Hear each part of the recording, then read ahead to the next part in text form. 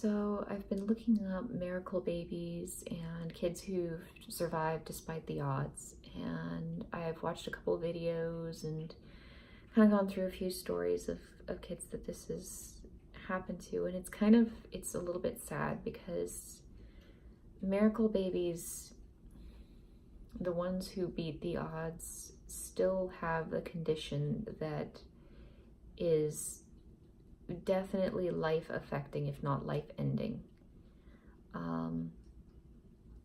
And that's not something that just magically goes away. It still incredibly limits their life. And I was watching one interview with some parents, and they were talking about how they had accepted the fact that their baby probably wasn't going to outlive them.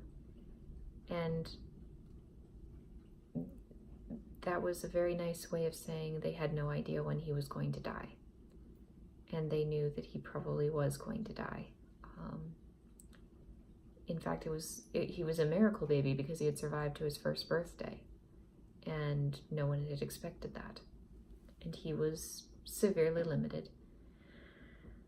And I was watching that video. I watched a few different videos, and I watched that video, and I scrolled down to the comments section because I always go into the comments section, and usually for the pro-life videos, it's like, oh, this is a wonderful, beautiful thing. Nobody should ever abort. Abortion is murder, blah, blah, blah. And so I was expecting that. And this was a more mainstream production. I think it was like ABC or something. And the comments were just, they were a little bit startling. Like, a lot of people were like, how could you do this to your baby? Why didn't you abort? What were you thinking? And I was just reading through all these things that people were saying, and it's like, a lot of them said that he was suffering, and no, this baby in particular was not suffering. He had a type of anencephaly or microcephaly. It was microcephaly, which meant that he didn't have much brain matter, hardly any at all, 20% of what he should have had. But he was still functional. Well, not functionally. His heart was beating, his lungs were breathing. He was alive. He wasn't suffering pain-wise. He wasn't particularly aware of his surroundings, but he was more aware than they expected him to be. And I mean, he was alive. He needed a feeding tube, but that's because he didn't know how to eat. Because when you're missing like 80% of your brain, you don't know how to eat. And people thought that was horrible. I was looking at the comment section. People were like, oh my gosh, he's on a feeding tube. What kind of quality of life does he have? It's like, I remember when I first started researching trisomy 18, I read this article. It was a doctor, and he was talking about how he hates discussing quality of life when it comes to trisomy 18 because they have good quality of life. Babies with trisomy 18 are happy. They smile. As they grow older, the ones that do grow older, they show emotion. They show that they're happy. They're not in pain, and they're not suffering. They're not grimacing. They're not showing signs of pain. They're just extraordinarily limited. And so judging them for quality of life, they're not in agony. They're not suffering. They're just extraordinarily limited. And so, it's very easy to look at that and say, well, then did you abort for a disability? It's like, the numbers weren't good. The numbers weren't good at all. 70% miscarriage chance probability. So, chances were pretty high. He was never even going to survive to childbirth. And, after that, 50% chance he wasn't going to see the end of his first week. So it's not like I was just aborting for a disability. And I don't know what exactly I would have done if it was just a disability, like if it was Down syndrome. I mean, the more I've researched Down syndrome, the more I don't know. I think the more I lean toward carrying to term and adopting out. I don't know. I know that I myself as a parent don't feel particularly prepared or capable of dealing with a child who has Down syndrome. And I've actually worked with people who have Down syndrome, so I know what they're like. I just don't know if I would be a patient enough parent. but I don't know if I would abort for that. I think I would just try to find them a family that was able and more capable of taking care of them. I don't know. Which is one thing, like I've been thinking about it a lot because I've been trying to research sex and sexual behaviors, and I was researching all sorts of crazy stuff like contraceptive effectiveness and STDs and oh my God. And it's a completely different situation. An elective abortion is not anything like the kind of abortion that I had. You know, I mean, it's technically the same procedure, but you know, it's very, very different. I'm trying very hard to empathize with women who get elective abortions, and it's difficult for me because the more I know about abortion, the more I look at it and say, why would you do that to a perfectly healthy unborn baby? Like, I get it if your baby's gonna die, and my baby was gonna die. I don't get it if you have a healthy child. And I was looking at the rate, I was looking at the numbers of women who get abortions who are in their 20s, which is like prime childbearing age. So it makes sense you get pregnant more readily at that time. But it was like, it's a very small percentage of girls getting abortions who are in their teens. A lot of them are in their 20s, and it's like, what are you waiting for? Why would you not want to just, you know, go through with it and have a baby? It's something that's happening in your prime childbearing years. Why wouldn't you just follow through with it? You know, if it's happening on its own, and it's something that you're probably going to want to have happen at some point in your life, you're at that time. Like, the time is nigh. And, you know, I don't understand it. And I don't have the numbers. I was going to look them up, and I didn't look them up. So I don't have them memorized. But a lot of pro-choice people will say there is no such thing as a typical abortion. And they're kind of right in the sense that they'll say anybody can find themselves in need of an abortion, regardless of religious affiliation, age, financial, socioeconomic status. And that's, you know, they got a point. I mean, married, Catholic, wanting lots of kids, still came out looking for an abortion. It can happen to anybody, which is kind of weird because I never thought it would happen to me, but I guess it can happen to anybody. But primarily it's women in their 20s. And I think frequently women in their 20s who are living with a long-term partner.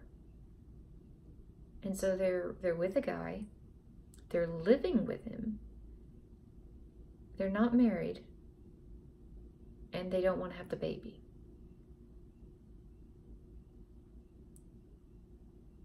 I don't understand. I don't understand. I mean, so I was looking at that and I was thinking about it, and then I saw this video about this kid who, you know, survived 1 year with 80% of his brain missing, and read through the comments, and people were talking about how they should have just gotten an abortion. And that I do understand. They had a potentially fatal diagnosis, and they had to make a choice, and they had to make the choice. The choice was brought before them. They, you know, I think they were saying they were like 23 weeks along, and their doctors kind of brought up, hey, have you considered this? Because the chances that that baby's going to live are very, very low, and the baby did live despite the odds, but he's going to be severely, severely limited in his life. And they decided to carry to term and try to give their baby the best life that they could give to him. And there was footage of these parents being parents. I need to leave a link in the description because it was really quite beautiful. They were very dedicated parents. And I understand that. When you have that fatal diagnosis, you have to figure out how to be the best parent that you can be.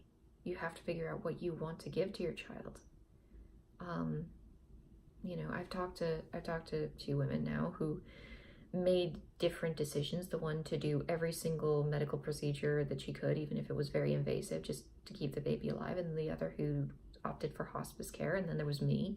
So we've kind of got the three main branches of decision making, and there are different subgroups. Do you want to do all the procedures up to and including this, or do you want to draw a line at some point? Everybody's got their lines they want to draw, where it's like, yeah, we can't keep a human being alive beyond this point. But I noticed that all three of us, despite our very different decisions, have said people might judge me for the decision that I made.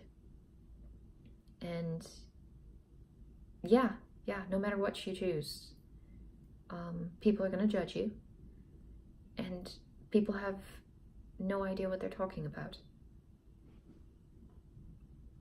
People who haven't been through it don't really understand what it's like until they've been through it, because you're facing death. You're encountering death in your life. Your child, whom you love, whom you fully acknowledge is a child, is going to die. And you have to face that, and you have to make decisions in the face of that. And the decisions you think you might make might not necessarily be the decisions you end up making. And that's the thing to be aware of. And medicine plays a part in all that. Like, is your baby going to suffer, or is your baby simply going to be not very aware of his or her surroundings? There are some terrible diseases that I've seen. Like there was one, it was the documentary After Tiller. I think I've mentioned this one before. Best I've been able to figure out, it was an extreme case of osteogenesis imperfecta. The baby's bones were like breaking inside the womb. They were just crumbling. And the chances that the baby was going to be stillborn were very high because his bones were breaking. And if he was born, his chances of life were very low and going to be extremely limited. And his mother was looking at it and saying, I'm not even going to be able to hold him without breaking his bones and causing him excruciating pain. That happens. There are things that happen that are very, very horrible. And that's going to affect people's decisions. So it really is a very individual decision, depending on the medical information that you have. But no matter what you choose, you're trying to do the best for your kid. You're trying to do what you believe is best. Your job is to be mom or dad. Your job is to be the parent. It's your duty. And so, a lot of people are probably going to judge me for choosing the route I did. And there's a part of me that just doesn't care. I don't think they know. And most of them don't. Most of them don't. And for these parents, people who are critical of them for keeping their baby alive, it's like, no, they're being good parents. They seemed very practical and very logical and very well reasoned out in their approach to the situation. They knew he probably wasn't going to live a long life. They were both very committed uniformly to giving him the best life they could. They were doing a fantastic job. How come it is the lady who had an abortion is going after them and saying, yay, go team, good luck, I want the best for you. Your parents, that's your job. So, yeah, I understand that much. I don't begin to understand elective abortions. I'm trying really hard. I'm going to keep working at it. I want to talk about contraceptive failures, because there's like a ton of contraceptive failures, and honestly the pill itself has a failure rate, and that's been mentioned by a lot of pro-life people, actually, which is weird. I want to talk about all that, but really I don't understand it. It's abstract to me. I've had an abortion, but I don't understand what the majority of abortions are like. I understand what it's like when your baby is dying and you have to make a choice. It's a very different kind of decision. And I think when people make that decision, and they make it out of love for their children, for their child, their unborn child. Whatever that choice is, I think it's the right choice. You have to do what you believe in. You have to live with the consequences of your decision.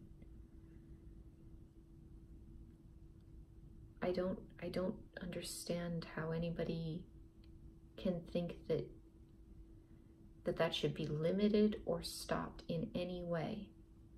I would not want anyone to go up to parents like these and say, you should have an abortion in these circumstances. And I don't understand how anybody can look at me and say, you shouldn't have an abortion. They do, but I don't understand. In the end, the parents have to do what they believe is right. I believe that very strongly. Because they love the kid. They love the baby. And it's a baby to them. You have to do what's best for your child according to what you believe about life and about death. That's just it. I don't see any other way. I'll talk to you guys later.